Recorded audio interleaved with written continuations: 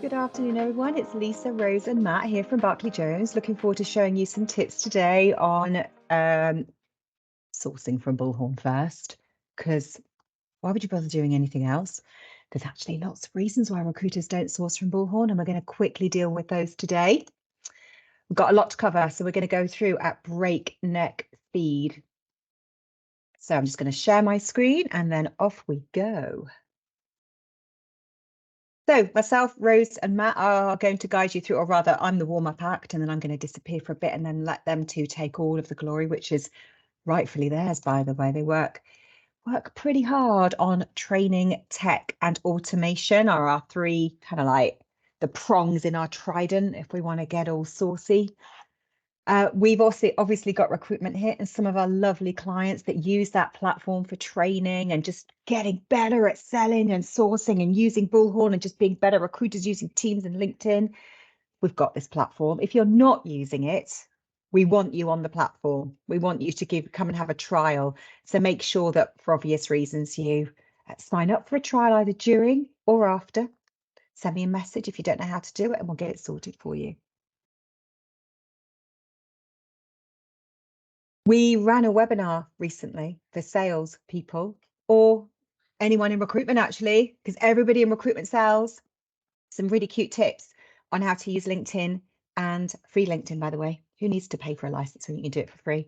And Bullhorn to generate more business, to maybe manage your accounts firmer, generate some really cool leads that you can convert.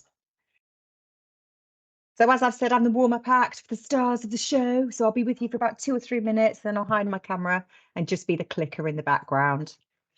Right, then are we done and dusted with the poll, Matt? We are indeed. Beautiful. Right, recruitment is a sophisticated process, often messed up by humans. Candidates and clients really get in the way of a great recruitment process.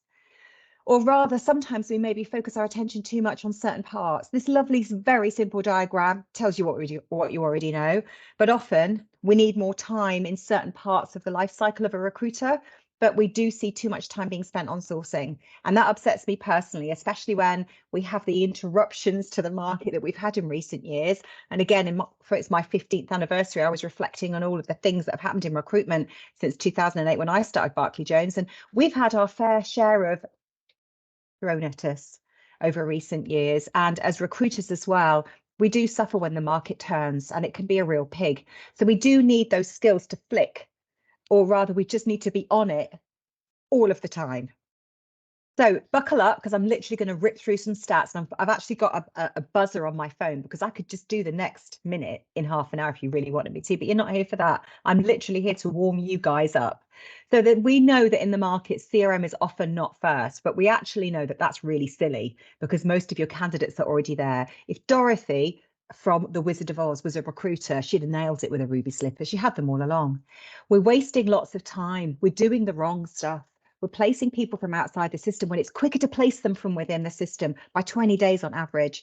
Equally, we're spending way too much time sourcing, and that time could be better invested in sales and stopping counter offers, preventing dropout, managing our accounts. So if you could place more candidates, oh, damn it, life would be so much better if you weren't wasting time. Equally, we're losing candidates quicker than we're gaining them. We're advertising jobs and they're not really doing enough with those candidates. Why is it? Because we ain't got freaking time. We're far too busy looking. Too busy looking. Those of us that have ever been out on a date, not me, I'm too old now. I've got this, they've sent me a letter a few years ago and said, just give it up, love. But someone looking over your shoulder while they're chatting to you, that's basically what happens in recruitment all the time. Get someone in, forget all about them, go and find some more. We know that the great candidates are off the market really quick. So as recruiters, we need everything possible before a time machine is invented, because that would be the ultimate tech, to keep us really focused. We equally know as well that every minute we spend not engaging with the talent that applies for our jobs, we're losing candidates quicker than we're gaining them. But if you've got automation, by the way, no excuses. We ran an automation webinar earlier this week. I will send you a link to it. Talks about how you can prep and preen your database to make it sourceable, removing those excuses. I ain't got enough candidates. Like when I go out in the evening, I ain't got enough clothes. Got plenty. I've just not, it's just a mess. Too many pattern things, not enough plain. We equally know that candidates want to be really looked after. So if you could actually have a nice database of warm clients and candidates, oh God, what would that be? That would be gorgeous. But whilst we're messing about and not using Bullhorn first and not keeping our candidates and clients warm, LinkedIn and job boards win. They win. They take our money. They make a crazy amount of money as well. Now, I'm not a conspiracy theorist, but if I worked in either of those places, I'd be like, thank God recruiters don't source from their own systems first and they have to come to us for candidates that they've already got. I know a lot of my clients this year and next are really looking to not just tighten their belts, because saving money is one thing, saving time is absolutely critical. Yeah.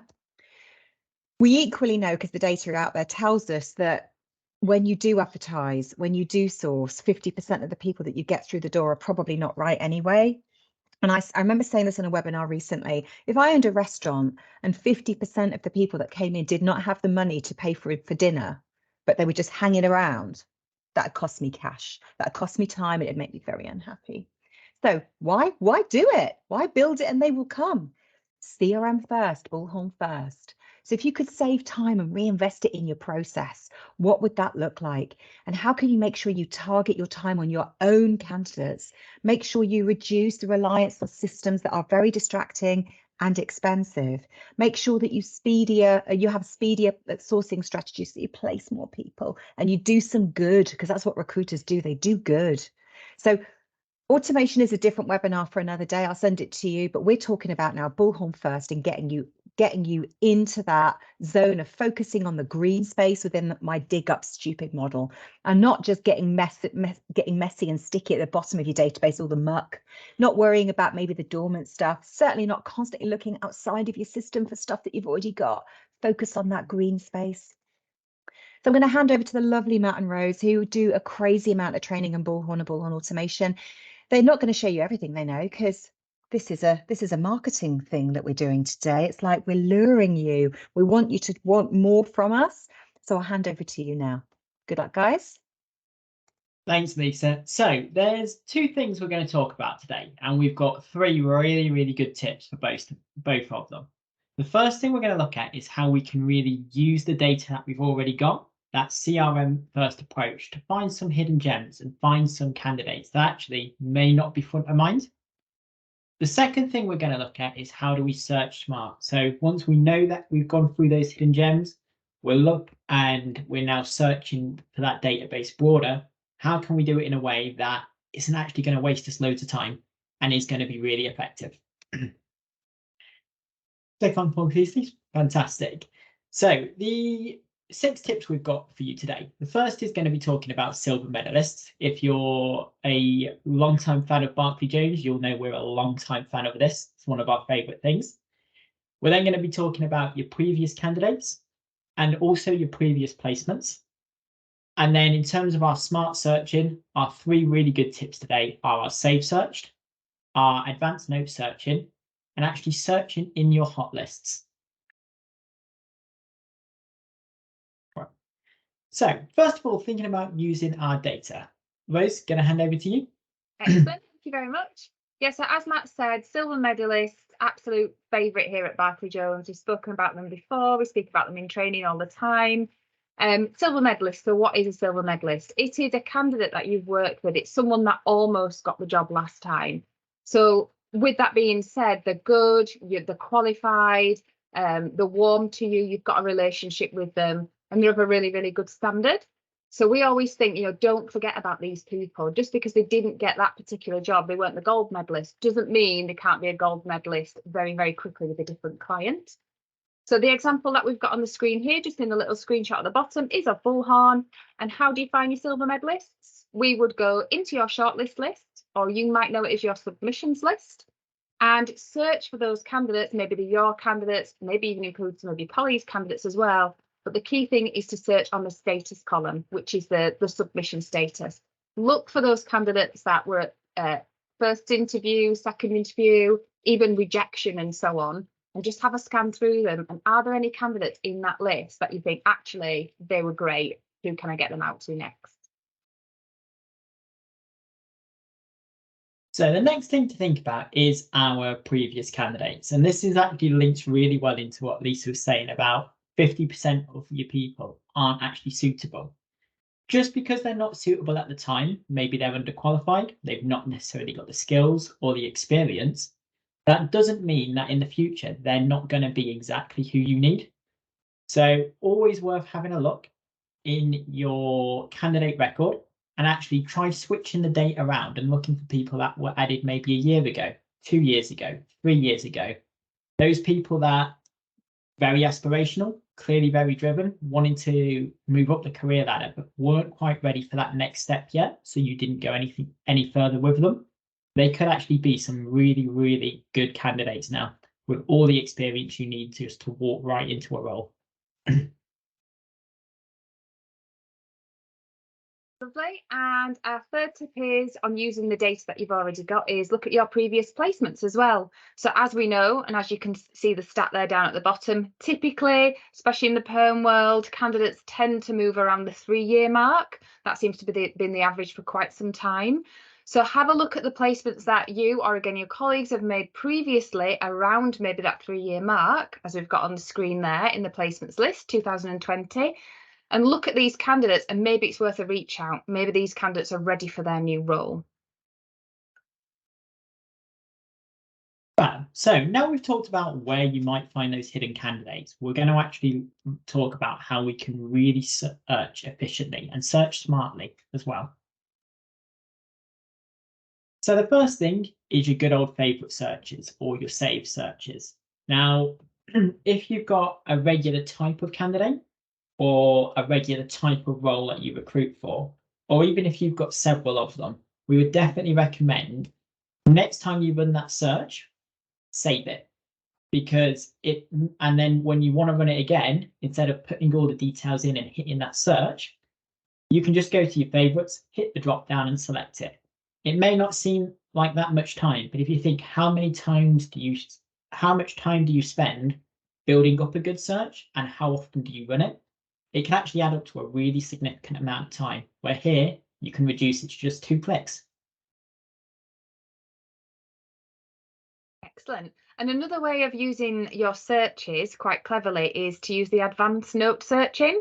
Now, if you can't see this when you go into searching on Bullhorn, it's something that could be requested through your administrator of Bullhorn, if you know who that is. But advanced note searching just gives you a deeper dive into a candidate, let's say a candidate record, or the notes that you might have added to that record.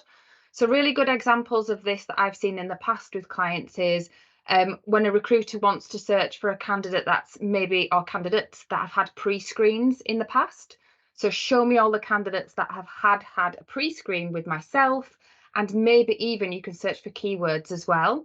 So we'll see on the screenshot there, you've got the action column, which would be the action of a pre-screen. And in the comments, you could even add keywords in there. So it's searching actually within the note data for those things that you might have typed in. That also reverses in the opposite way as well. So you can say, find candidates that I haven't pre-screened recently or I haven't caught up with recently, and flip it the other way around.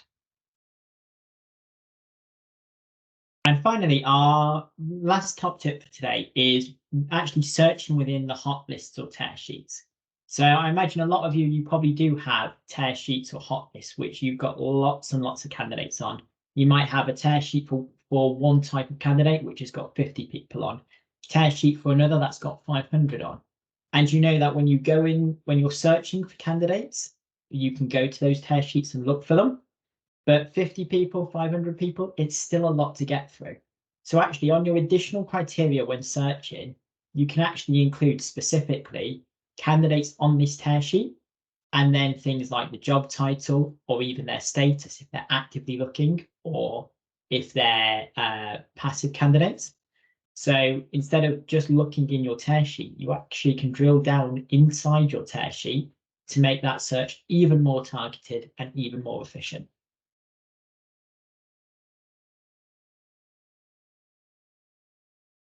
Well, so that's our 6 tips for today.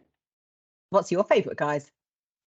So silver medalist definitely, and then advanced note searching for me as well. Lovely. That? For me, I'd say the searching in the hot list. Quite often you'll find, depending on your business, you might have like a hot 100 or a top 300, which is great because that's your main pool, but you want to narrow that down a bit. So it's a really good way to look at your pool, but then look in depth inside it. Well, I'm going to analyze these stats outside of this meeting. Thank you. Right, close that one down, Matt. That's great. Right, so the goal wasn't to show you every single tip going, because sometimes you might just need one. There might just be one thing you need to do differently. You'll have heard of Kaizen. We've mentioned it on previous webinars. That 1 degree out sometimes is also a language that's often used.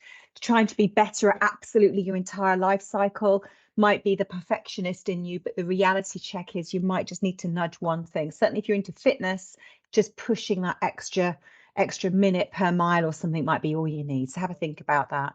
Bear in mind as well, we've already talked about automation. For those of you who have automation, you'll know, well, you should know what it's capable of doing. If you don't, nag your automation admin. And if you don't have it, you need to start thinking about how it could add significant turbo to your pipeline. I mean, I wet myself sometimes at how exciting it can be.